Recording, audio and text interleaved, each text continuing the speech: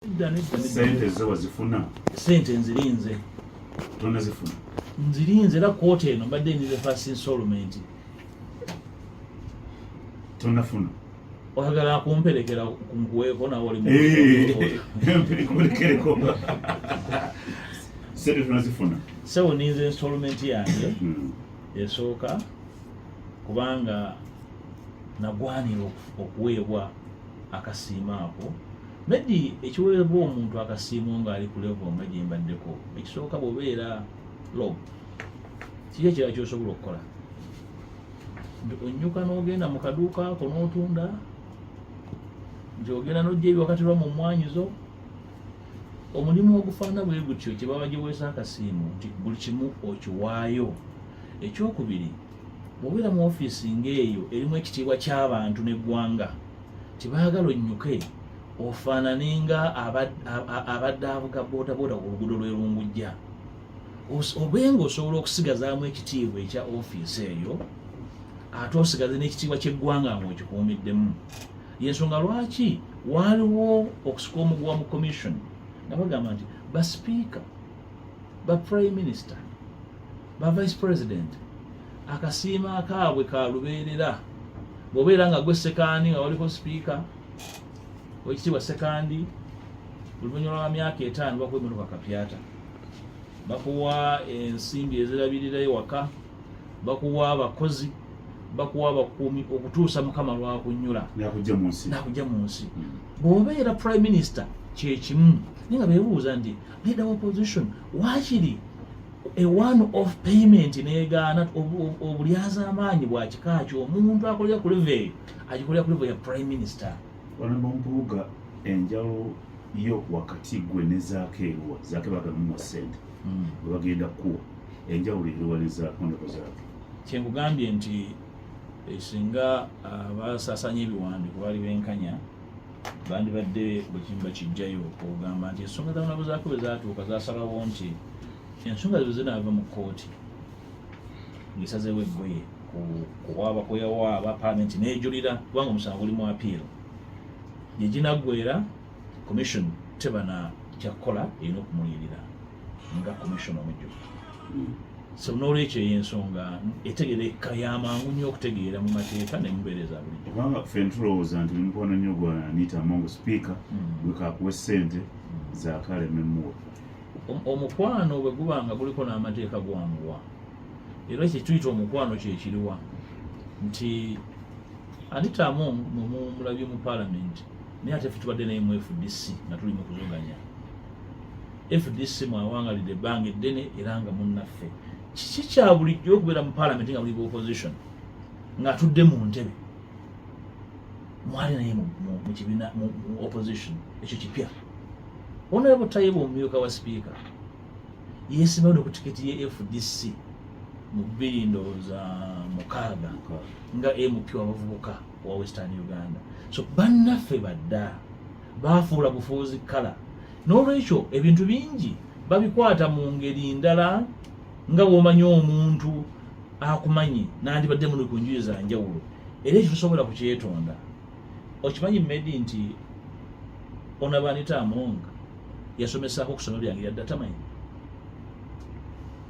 mukono gwe guvudde wala nga mwana omusaala omuntu eyakusayinga ne ku kyeke wakusasulira tayinza kwegaana oyinza omwegaana naye muba temukkaanya tosobola mumutwala nga gw'otamanyi. Bw'okola ekyo obeera mukuusa wa misana. Enjawulo eriwo nti wakati waffe buli omu okumanya munne mu addressinga nga right honorable speaker era bwe mba musemberedde nzikakkana era naye bw'aba ayogera nange anjogerako nga the right honorable leader of the opposition then nga nkyali era kati ampita honorable commissioner. Waliwo omusittale ogwawula office kubanga tewaliwo sente za parliament zisiwanga zaba mukwano. Sente za parliament zirambikibwa mateeka era ensimbi zonna ezifuluma parliament nga za kimpatiira auditor general azikola ka alipoota. Gwe bw'olisanga nga bagamba nti waliwo ensimbi ezaweebwa commissioner mu bumenyi bw'amateeka olira ebitabo bya auditor general ejja okusalawo eggoye ku nsonga ezo. N'olwekyo ekitali ekyo kyonna kiba ky'abantu kulowooza nti ku myaka gyange gye ndiko ng'omusajja omukulu osobola okugamba nti bw'osanga Medi ng'odduka emisinde bajja kukolaba ng'oyogera naye. Era olumu ojjukira Onabumao bajja mu ofiisi yange nga leader of opposition era nenfulumya ebifaananyi nti Minisita wa Ssemateeka abaddeko wano mu ofiisi yange nga nze mbifulumiza.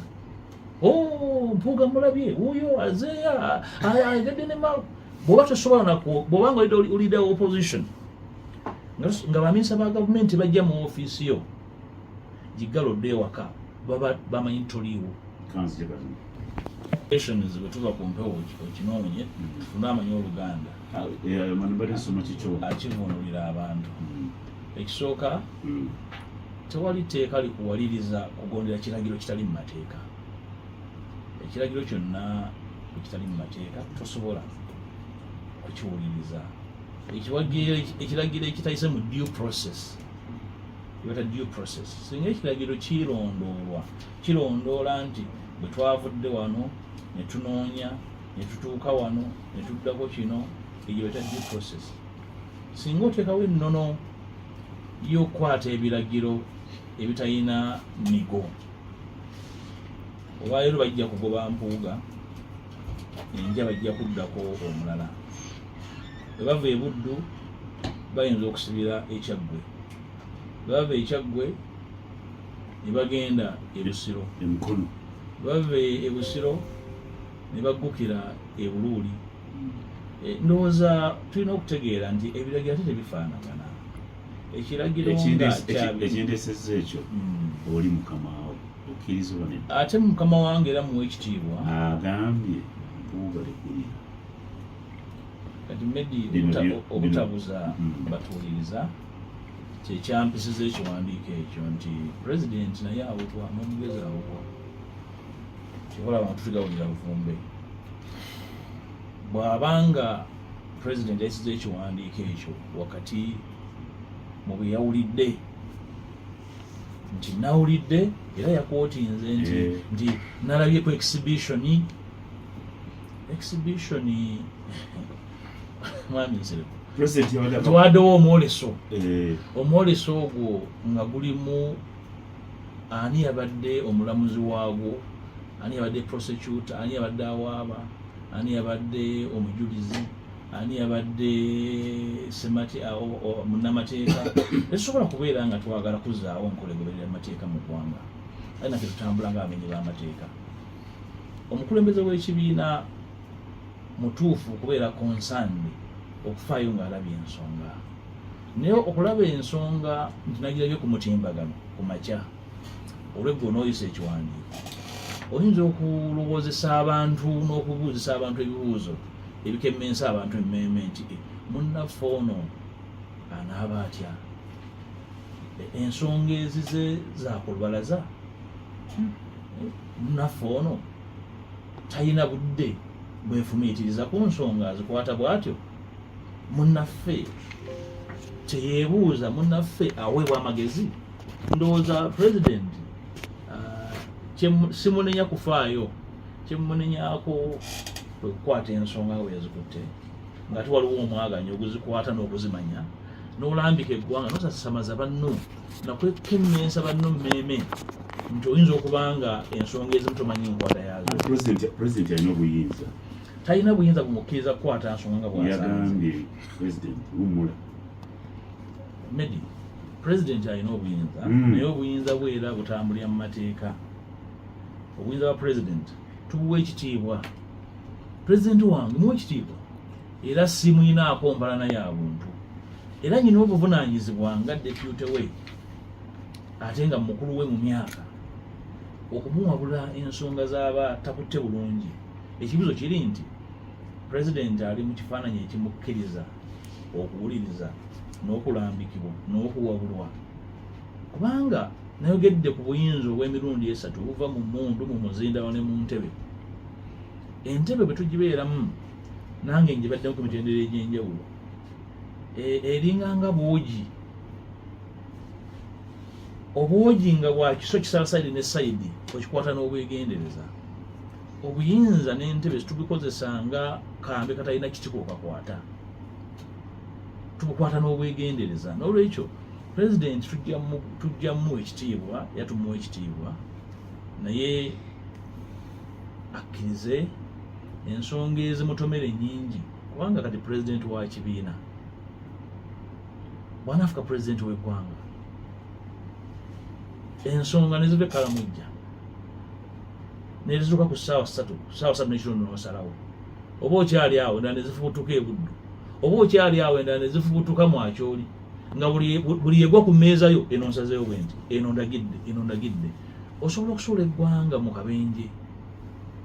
Ensalawo y'ensonga kyekintu ekikulu so si buyinza buli mu ntebe. Ate era president alina n'obuyinza bugamba nti ensonga eno ngijuliza gundi n'egundi bagintunulireko bampa alipoota. N'obwo buyinza weebuli ekyoba weebuuza nti bwamulema okukozesa ndowooza alina obudde obukozesa era bukozesa edeka ziri 10 muzibole ku essaawa 5 alina obukiriza Kyagulanyi obuyinza bulina president wa North agenda kuwandika ebbaluwa nti otakyali kamisona waffe. Kakati engeri gye tugoberera amateeka ekyo mu mateeka agatufuga nakyo takirina, ekyokusaalirwa takirina. Emitendera commissioner gy'aviiramu gyanjawulo ku bifo ebirala. Commissioner aba muwulize era agoberera amateeka era embeera emujja mu parliament erambikiddwa mu mateeka agatufuga mu parliament. Ate era bw'omala okufuuka commissioner oba ofuuse commissioner alabirira ababaka bonna so saabava ebuddo. N'olwekyo sirowooza nti ekyo kyalina mu mutwe gwe president Kyagulanyi. Naye ekiwandiikira ekikolako kuzaako n'awandiika ne ku Mpuuga Kyagulanyi alina obuyinza muno agenda kuwandiika era Zaake yawandiika bbaluwa emulonda tawandiikanga emujjayo kati agenda kuwandiika ya Mpuuga emujjayo. Kati nti nambise mmedi nambise abatuwuliriza tubalambike bulungi nti abaakola amateeka gafuga parliament ekyo kyebakiwa mu kulembeze wa kibiina kye mugenda. N'olwekyo talina bwakigendamu era ndowooza abamuwadde amagezi okuwandika ekiwandiiko kyeyayisizza tebamusemberera tebamuwa amagezi anti kiera kijja tufaananyanga abatagoberera abateefumiitiriza nga tukola emirimu gyo. Sirowooza nti anaakikola era ndowooza nti ajja kutta ebigere agambe nti ensonga eno ndoza tusobola ogikwata mu ngeri endala. Waliwo abagamba nti mwe abadipi abajja mu Nuupu muli bagajikona tabula ensonga mugitabulatabula muli bangi mulinga 6-7 majja era mu mwava eri mu ssuubi. Lwaki muva mu kibiina ky'omusajja Kyagulanyi mukola ekyamu? Tuli bannatabula nga bwe twatabulaani nawe owulira nga bwe twatabulaani mutabula ekibiina ky'omusajja musajja ani Kyagulanyi si yabayitamu mwajja gyali n'abawa amasannyalaze. Medi ndowooza ezo mbuuzeza ku street. Ekisooka nze siina gye najja siina gye najja natuula ne basajja bakulu bannange ne tusalawo tutandike Nuupu ne tuggalawo enkolagana yaffe ne DP era nga bwe nagambye ku ntandikwa bwe tutandika Nuupu twava mu bibiina ebyenjawulo. Kati njagala oŋŋambe nti abaagala okusigala mu Nuupu bo baali ki? Nuupu yaliwo bwe mulimu omutala mwenna tewaliwo asobola kugamba nti mutala gwange abalala mbasengudde. Bwe muba mukayanidde ku mutala mutula wansi ne mumalawo enkayana ng'abantu abakulu. Ekyokubiri ekyokubanga tuli bakulu mu myaka ne mu byobufuzi tesobola kyetondera ggwanga. Bw'obanga olina ekibiina ekitonga Nuupu eky'emyaka 2 ng'olinamu abantu abalabye buli kiya byabufuzi obatwala nga bamugaso. Bw'obatwala nga abakutiisa entebe ojja gitula mu matiitiiri ojja gitula mu matiitiiri.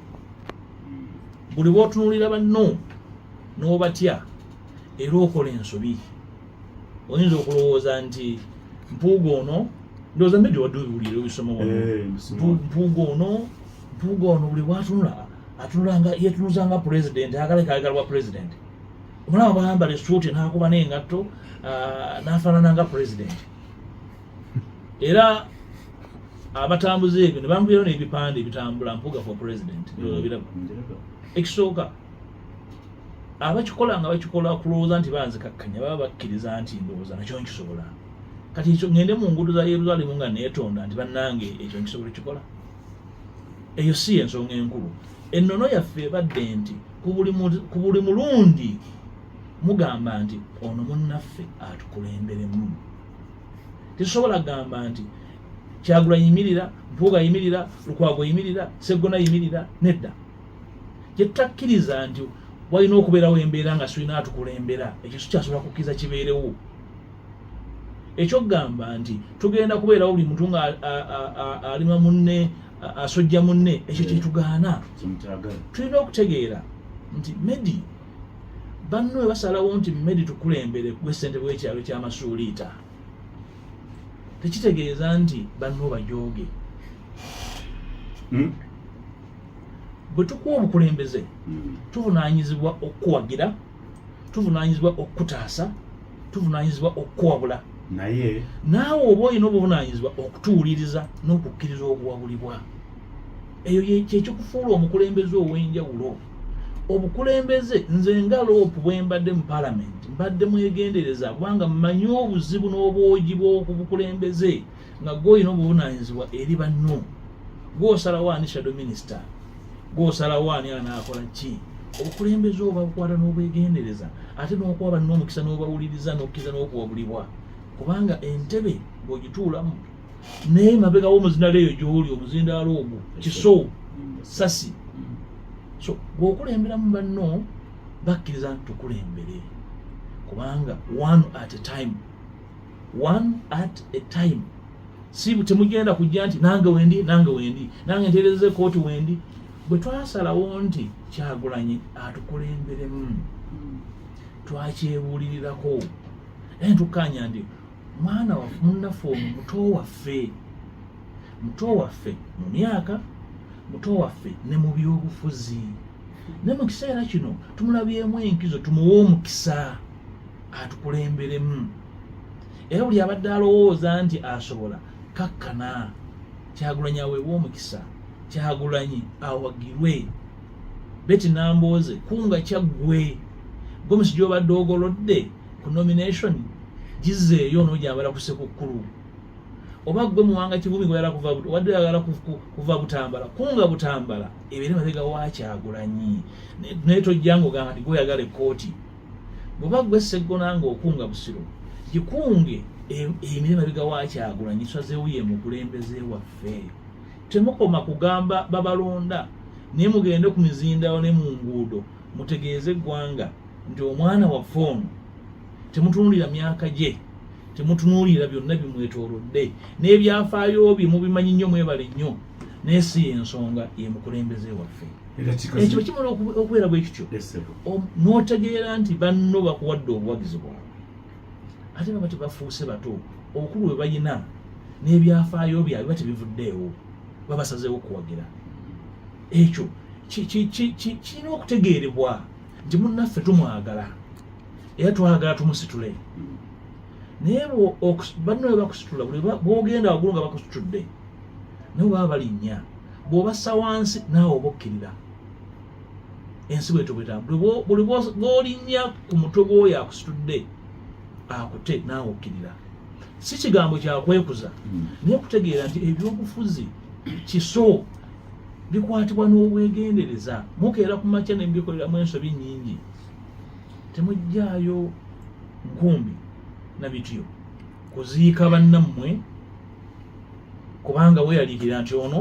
engeri yatunula bw'ati ayinza okuba nga alina ebigendererwa ebirala Medi bino byogera obadde obiwulira Mpuuga alina kyateekateeka alabika ayagala kujja kwesimbawo ogwo nagwo ne gufuuka omusango nze banyina kyenteekateeka nja kusooka kujja wano ku CBS ku ssaawa eno sirina kyenteekateeka ndi mu kutereeza olimutereeza naye bagamba nti waliwo ebyogerwa nti mmwe bannammwe balabanga mumubasinga nti article clause 1 musinga bannammwe bayaba okubasinga ki mu bankomeko Gwe omuzadde eyitaze essomero erigenda okubangulira omwana wo nga muyiiya mukozi ate ayite ne first grade katukwanjulire Shehan Standard Day and Boarding Primary School abagenda okuteeka ebyensoma by'omwana wo ku mutendera ogusingira ddala empisa eddiini ebyemizannyo n'obuyiiya bwonna tubikulembereza ddala ng'ate ebyokulya n'ebyensula bya mulembe ddala tulira n'entambula eri abayizi abaviira ewala gwe ate omuzadde eyandiyagadde omwana wo okuyita ne first grade totunula obulala wonna okwewandiisa kugendera ddala mu maaso okuva ku nassale paka ku kibiina ekyomusanvu day ne boarding ng'ate n'ebisale birungi ate bisobokera ddala jjukira nti requirements zonna omwana wo azisanga ku ssomero tusangibwa Lubaga mu Bulwa zone okuliraana 24/7 motel gwe ayagala okumanya ebisingawo tukubire ku nooti 773 73 359 ne nooti 757 nooti 6 26 96 Shehan Standard Primary School. We invest in education. Oyagala okuteekerateekera omukolo ogw'obuvunaanyizibwa ngenda mu bannaffe aba Top Care Restaurant abasangibwa e Nalukolongo ku kizimbe ky'Amakanga wano ku Masaka Road nga balina abafumbi abatendeka obulungi ate nga bateekateeka emikolo egya buli kika. Bannaffe aba Top Care Restaurant bakola ne outside catering saako ne delivery emmere ekutuukako awo wennyini w'oli. Kola order yo kati opiyo kuba ku nnamba y'essimu eno bakubire ku nooti 7 nooti 1 25 25 oba nooti 772 34 43 bannaffe aba Top Care Restaurant bakola omukolo gwo n'otaguddamu. Tekyabadaza ku Masaka Road, Chiwawo ku Mityana Road, Busunjo, Baka, Mende Kohima Road, Bombo Road, Gayaza Busiika, Gayaza Kayunga n'okwetulula mukono yonna saako mu bitundu bya Uganda ebyenjawulo. Basoloza amayumba g'abapangisa era nga bazimba n'okuwa pulaani z'amayumba. Ssenjale be bokka abakulaakulanya omuntu wa wansi n'okumuzzaamu essuubi. Weewala abafere leka nkwanjuli Ham Connect UG ye kampani egenda okufunira omulimu ebweru w'eggwanga. Tulina emirimu egy'abawala n'abalenzi mu mawanga nga Iraq, Saudi Arabia, Iran, Bahrain, Qatar n'amawanga amalala mangi. Wano ku Ham Connect UG tutunda n'okugula emmotoka saako ne airport taxi. Gwe omwana ow'obuwala olina passport oba tolina jangu ku ofiisi zaffe. Ham Connect UG emirimu gy'abalenzi nagyo tugirina nga ba security guards, ba cleaner, ba housekeeper. Gwe ayagala okumanya ebisingawo tusange ku FB Tower Building ewa Bakule room number C03 oba tukubire ku namba z'essimu zino nooti 757 93 86 61 ne nooti 751 55 91 93. Ffe aba Ham Connect UG tutuukiriza ekirooto kyo.